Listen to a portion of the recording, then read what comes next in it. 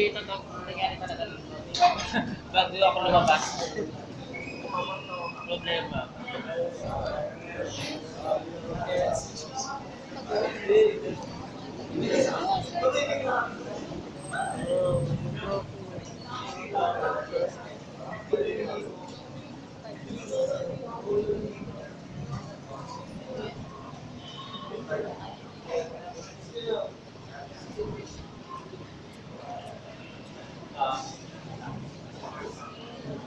Good morning, classmates.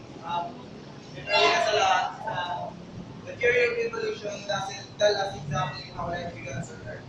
But it will help us to understand, it makes sense to each certain creatures that continue to adapt to change the day. And it also helps us to understand how life once came into existence. So, since evolution is already discussed, now my topic is all about the evidences of evolution. So, the biological evolution makes two very bold claims about living creatures. So first, all living things on Earth are related. They are evolved from one common ancestor. So mapapansin nyo, ito yung tinatawag ng tree of life or evolutionary tree, which ito yung idea na all life on Earth start from one common ancestor and they branch into different form of life that we have today. And the second claim is the evolution of living things is powered by natural processes, things which can be studied and understood. So, meron akong makapagpatunay ng dalawang pahayag. So, meron. Because there's so many observable facts from so many different fields of study that the only way we can even to talk about them is to group them into categories or lines of evidence.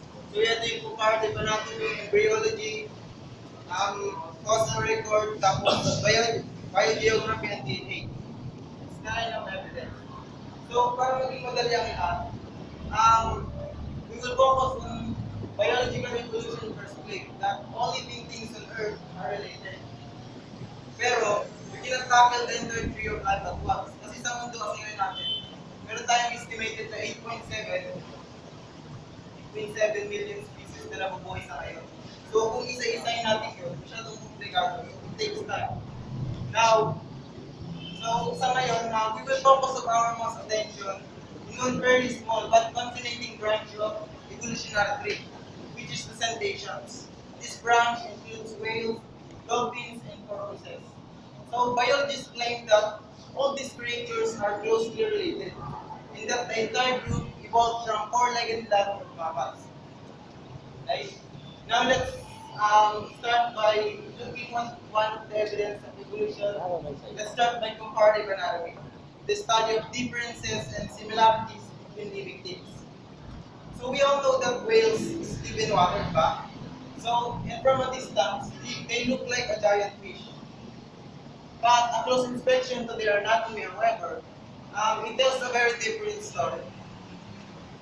Whales, just like land of mammals, but unlike fish, meron silang placentas.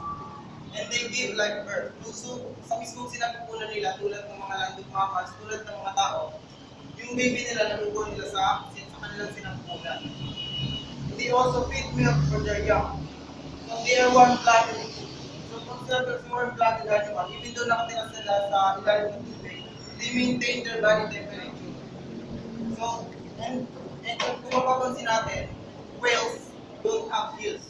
So wala silang asap. Instead, just like us, they breathe air with two fully developed lungs.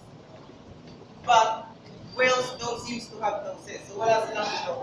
Tulad ng mga land mammals. Instead, they use blowholes for para makahinga sila. So yung dalawang butas, may butas kasi sila sa, yung mga whales kasi may butas sa ibabaw ng ulo nila. So yun yung ginagamit nila para huminga. But, yung mostly kasi ng whales, meron silang dalawang butas. Meron silang two blowholes. Pero yung dolphins, tapos porpoises, meron lang silang isang blowholes. But, strangely, kung titingnan nyo sa insider anatomy nila, yung inside their school, makikita nyo na meron silang two nasal opening or two nasal passages. So, ibig lang ng hologram, dalawa rin yung butas nila ng blowhole. So, yun, sabi ng mga biologists, this is a highly modified mammal dose. So, sabi nga nila na yung whales, ito pala yung ito daw yung mga senyales na yung whales, tapos dolphins and porpoises ay mula sa four-legged land mammals. Pero kung ganun nga, we must have more evidence to be sure. So just like land mammals, whales have hair. So in this photograph, makikita nyo na meron silang pangtipo. Now, if we look at their anatomy, whales have arm, wrist, hand, and finger bone inside their front fingers. Yung dun sa unang panipik nila, makikitaan natin sila ng buto na tulad ng buto ng mga landot mammals. So this is the picture of this bone. The same bone from back, peoples up in, diba? Tapos, at ang mas nakapagtaka dito, whales don't have back legs. Diba wala naman silang paa. But, kung mapapansin nyo, meron silang dalawang pares ng buto inside their anatomy. So, sabi ng mga biologists, ito daw yung dalawang pares ng paa, buto ng paa na hindi masyadong na-develop because of evolution. So, kung ikumpara natin yung whales dati kasi may whales na yung tinatawag na basal short whales, ito yung nag-appear sila ng 34 to 40 million years ago. Kung mapansin natin dito na meron na silang paa yung mga panahon na yun. Now, but let's go first to embryology. Embryology is the study of how creatures develop before being born or hatching from an egg. So, in this photograph, we see that dolphins and human embryos side by side at the similar stages of development. So, we notice that they both have what we call arm buds and leg buds. So, in human, the leg buds continue to grow and becomes legs. So, yun yung nagiging dita or nagiging paa natin. But in whales, yung leg bud nila, they grow for a while. But, and then it stops. So, humihinto lang siya, sa mga tinig humihinto siya. So, yun nga, dito na yun.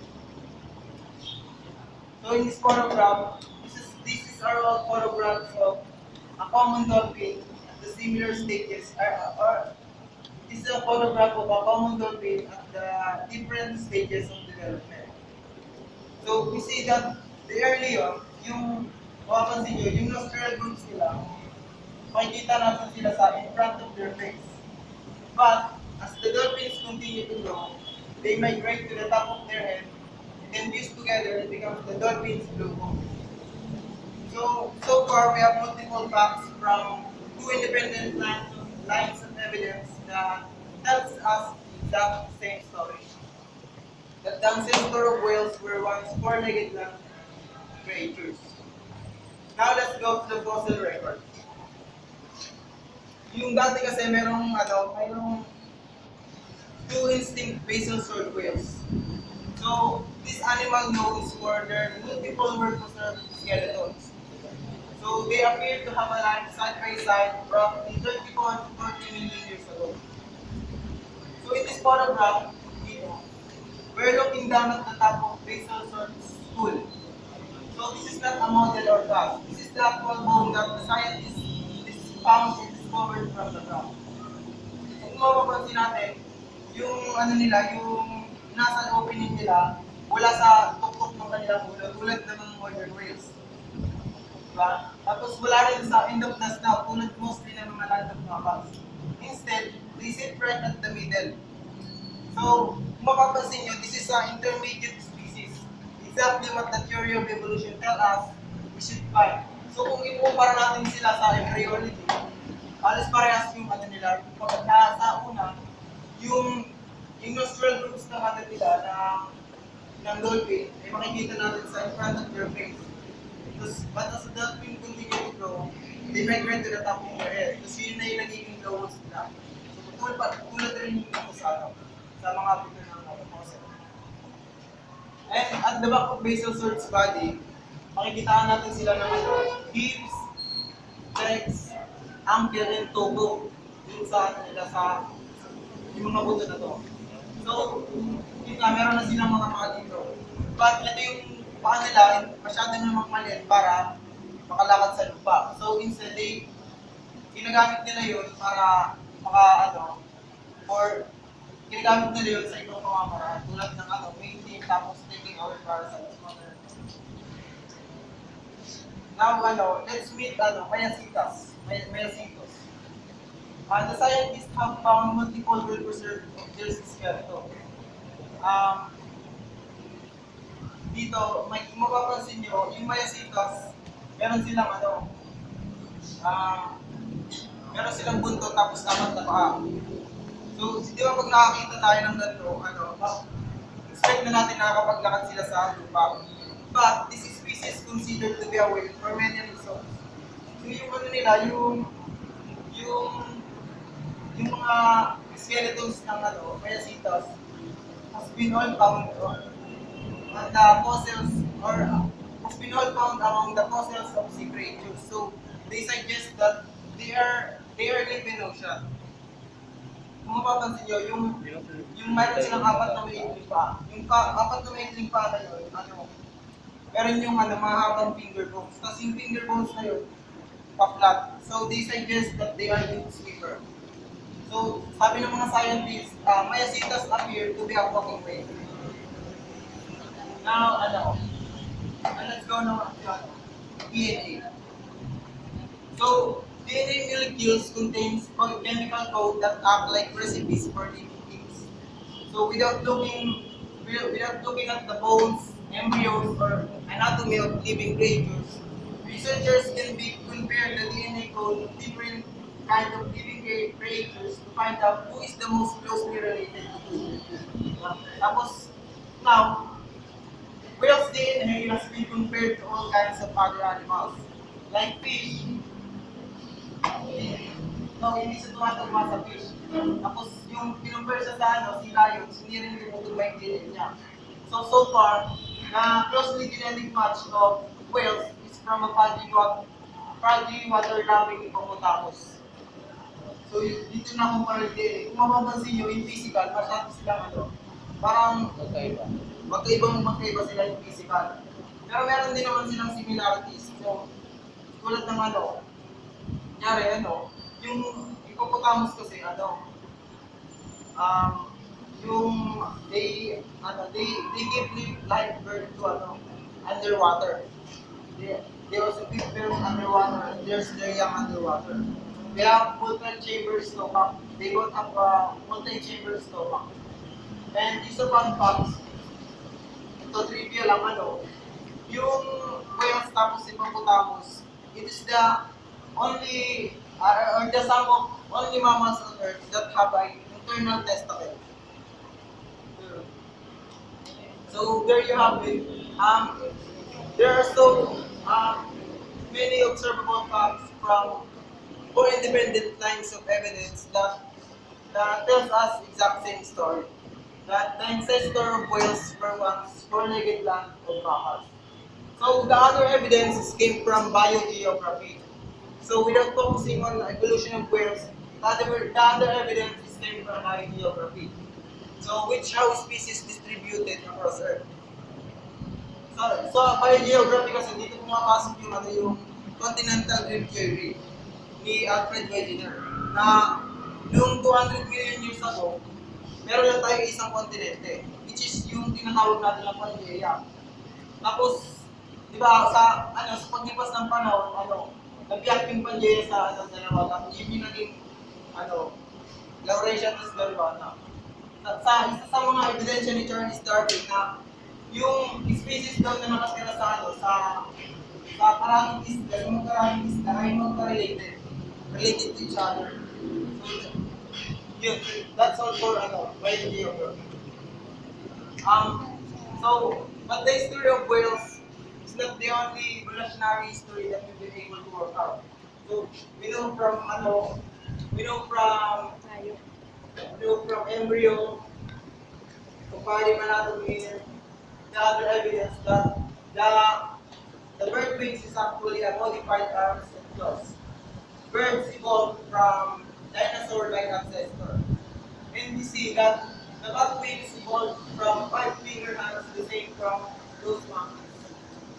So in evolution kasi, dito natin makita na yung human shared common ancestor with chimpanzees.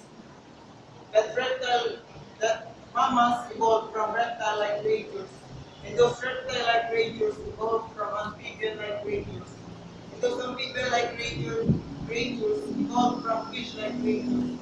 In fish, if you go back far enough, share the common ancestor with segmented ones. So to sum things up, thousands of observable facts from completely independent fields of study that come together to tell us the exact same story. All living things on Earth are related. That's our more evidence.